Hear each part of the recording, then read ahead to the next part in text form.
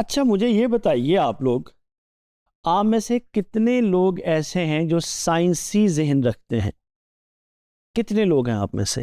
اچھا پہلے تو مجھے یہ بتائیے، یہ میرا بزنس کا کورس ہے، اس کورس کے اندر کتنے بچے ایسے ہیں، کتنے پڑھنے والے ایسے ہیں جو ہماری یونیورسٹی کے سائنس کی جو ڈومین ہے اس کے پروگرامز میں سے ہیں؟ میں ہاتھ کھڑے ہوئے دیکھ رہا ہوں، نظر آ رہے ہیں مجھے ہیں۔ ایسا نہیں ہے کہ بالکل نہیں ہے، ہمارے کچھ کمپیوٹر سائنس کے بھی بچے یہ پروگرام اس کورس کو پڑھ رہے ہیں، اور ہمارے نیچرل سائنسز کے بچے بھی اس کو پڑھ رہے ہیں۔ دیکھیے، میں نے آپ لوگوں سے سوال کیا تھا کہ کتنے آپ میں سے سائنسی ذہن رکھتے ہیں، کتنے آپ میں سے ایسے ہیں جو کوئی فارمولا بنانے میں انٹرسٹڈ ہیں، وہ کسی میڈیسن کو جو ہے وہ پیش کرنے میں انٹرسٹڈ ہیں، کتنے لوگ ہیں جو کوئی سائنٹیفک ایسی چیز بنانا چاہتے ہیں جو کل کو کسی انوویشن کی بیس بنے۔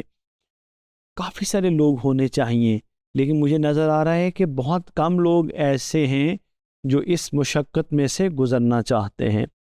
میرا آپ کو مشورہ یہ ہے کہ اگر آپ سائنس میں دلچسپی رکھتے ہیں تو پھر کسی ایسی چیز کو ڈسکور کرنے کی کوشش کریں جو ابھی ڈسکور نہیں ہوئی اور جس سے انسان کے مسائل حل ہو سکتے ہیں، یا کوئی ایسی چیز ایجاد کرنے کی کوشش کریں جس سے ہمارے معاشرے کے، ہماری دنیا کے مسائل حل ہو سکیں۔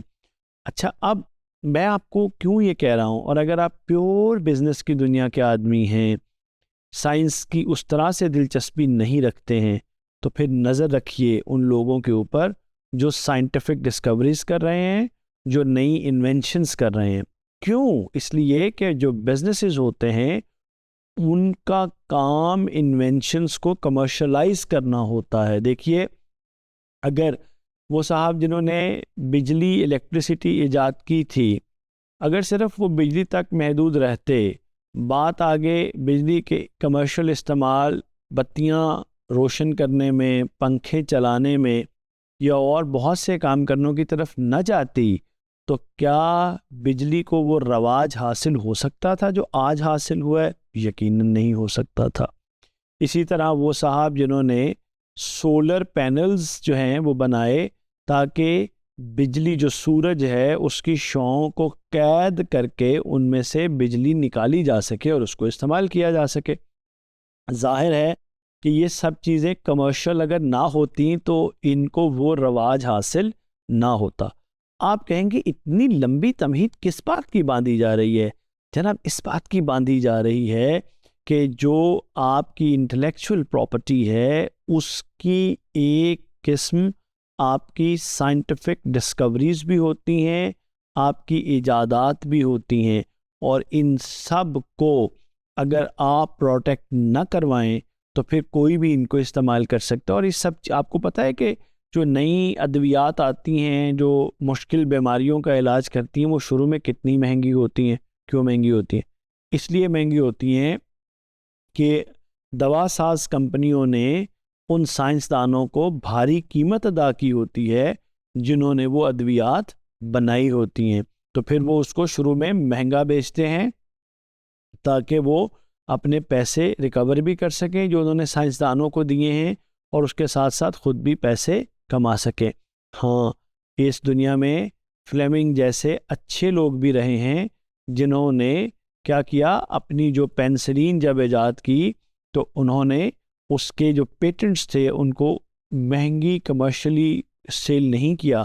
اگر وہ اس کو بہت مہنگا سیل کرتے تو کیا ہوتا؟ وہ جو پینسلین ہے جو آج بہت سستی ہے اور جس نے پچھلی ایک صدی کے اندر لوگوں کی بہت مدد کی ہے، وہ ہمارے لیے ہماری قوت خرید سے باہر ہوتی۔ تو خیر، یہ ہمارا موضوع نہیں ہے۔ ہمارا موضوع یہ ڈسکس کرنا ہے کہ جتنی بھی سائنٹیفک ڈسکوریز ہیں، جتنی بھی یہ والی انٹلیکچوئل پراپرٹی ہے، اس کو پروٹیکٹ کرنے کے لیے پیٹنٹس استعمال کیے جاتے ہیں۔ تو جو سائنسدان ہوتے ہیں، جو سائنسی ذہن کے لوگ ہوتے ہیں، وہ کوئی بھی جو ڈسکوری کرتے ہیں اس کو پھر وہ اپنے نام سے جو انوینشنز وہ کرتے ہیں، جو انوویشنز وہ کرتے ہیں، جو ڈسکوریز وہ کرتے ہیں، اس کے رائٹس پھر ان کے نام پر دیے جاتے ہیں اور اس کو ہم پیٹنٹ کہتے ہیں.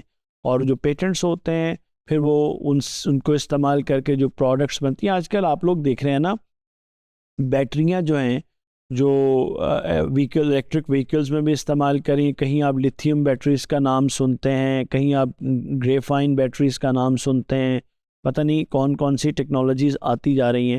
جن جن لوگوں نے ان کو ایجاد کیا ہوتا ہے نا, بنایا ہوتا ہے, ان کے نام ان کے پیٹنٹس ہوتے ہیں. اور پھر جو کمرشل کمپنیاں ہیں, جو بزنس کرنے والی کمپنیاں ہیں, وہ ان سائنسدانوں کو اس کی ادائیگی کرتی ہیں. تو سمپلی جو پیٹنٹ ہے اس کا پرپس جو ہوتا ہے کہ جو انوینٹرز ہیں, جو انوویٹرز ہیں, جو ڈسکوررز ہیں, ان کی ڈسکوریز کو پروٹیکشن دی جائے اور ان کو اس کے لیے انکریج کیا جائے. اچھا, اب آپ کے ذہن میں سوال آتا ہے کہ لیگل کون سا لا پیٹنٹس کو ہمارے یہاں ریگولیٹ کرتا ہے. تو پیٹنٹ آرڈیننس 2000 جو ہے پاکستان میں, وہ پیٹنٹ جو ہے اس کو پروٹیکٹ کرتا ہے, اس کو ریگولیٹ کرتا ہے. اور جو دفتر اس کو دیکھتا ہے وہ ہمارا IPO intellectual property office of Pakistan ہے. تو اس کے اندر بھی اگر آپ اس کی رجسٹریشن پروسیس کے اوپر جائیں تو بہت سمپل یہ ہے کہ آپ کو جو ہمارا پیٹنٹ آفس ہے, IPO ہے, وہاں پر آپ اس کی ویب سائٹ کے اوپر جائیں تو انہوں نے لے ڈاؤن کیا ہوتا ہے, ایک فارم ہے جو آپ کو فل کرنا پڑتا ہے. اسی طرح سے اس کی فیس جمع ہوتی ہے, رجسٹرار اس کا انالیسس کرتے ہیں اور اس کا انالیسس کرنے کے بعد پھر یہ وہ فیصلہ کرتے ہیں کہ یہ واقعی ان صاحب کی ایجاد ہے, ان کی دریافت ہے, تو وہ پھر اس کے نام کا آپ کو for a number of years patents grant کر دیتے ہیں, جس کو پھر آگے آپ استعمال کرتے ہیں. تو مجھے یہ امید ہے کہ آپ سب لوگوں کو trademark, copyright, patent کی سمجھ آئی ہوگی, آپ کو انٹلیکچوئل پراپرٹی کلیئر ہوئی ہوگی, اور اس کے ساتھ ساتھ آپ نے یہ بھی جانا ہوگا کہ اس کا ہماری بزنس کی دنیا میں کیا استعمال ہوتا ہے. بہت شکریہ.